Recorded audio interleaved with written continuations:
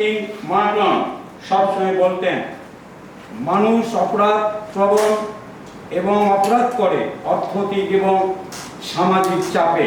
এটি মানসিক ও মনস্তাত্ত্বিক বিভিন্ন বিষয় নিয়ে পরিস্ফুট হয়ে ওঠে।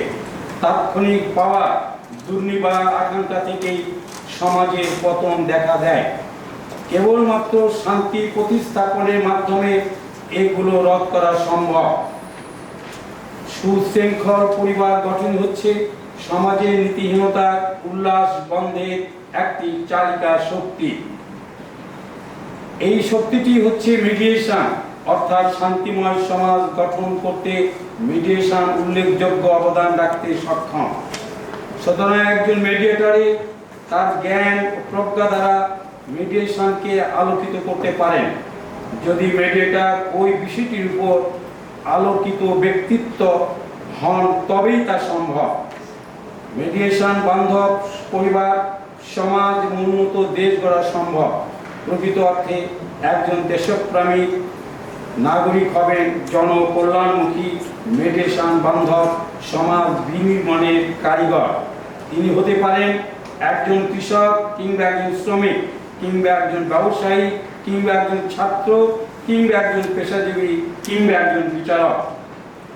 মিডিয়েশন বান্ধব সমাজ ব্যবস্থায় আমরা প্রত্যেকে হতে পারি বিরোধ বিমুখ সমাজের অংশীদার।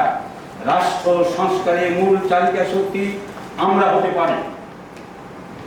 প্রিয় বন্ধুগণ, প্রশিক্ষণ হচ্ছে অভিজ্ঞতার বিনিময়। আমরা যে কথাটি বারবার বলে থাকি, আর এই অভিজ্ঞতায় একজন বিচারক, একজন আইনজীবী এবং বিভিন্ন পেশাজীবীগণ হতে পারে প্রশিক্ষিত জনবল, যাদের সমন্বয়ে মেডিসিনের অনুসরণ সম্ভব। মেডিসিন সম্পর্কে অভিজ্ঞ মিডিয়েটর আমাদের আইনে চিহ্নিত ধারণাসমূহ এবং আইনসমূহ এক একটি উৎস, তাদের মাধ্যমে জনকল্যাণমুখী একটি রাষ্ট্র গড়া সম্ভব। মেডিয়েশনের এগ্রিমেন্ট সম্পর্কে ধারণা কেবলমাত্র আপনারা রাখতে পারেন যারা প্রকৃত পক্ষে মিডিয়েটর। একজন মিডিয়েটর জানে কিভাবে একটি মেডিয়েশন এগ্রিমেন্ট করতে হয়।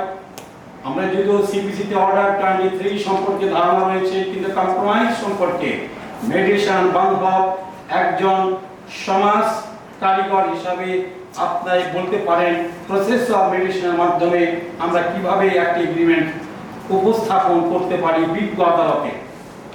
সর্বশেষ উদ্ভূত বিচার প্রার্থীকে অর্থাৎ মেডিয়েশন এগ্রিমেন্ট দ্বারা কম্প্রোমাইজ লিখা ও আদালত উপস্থাপন করা একজন মেডিয়েটরের অন্যতম যোগ্যতা।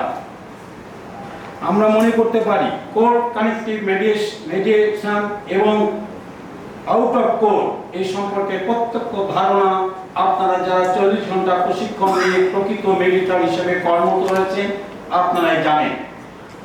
আজকে অনুষ্ঠানে আমরা এমন কিছু বন্ধুদের পেয়েছি ইতিমধ্যে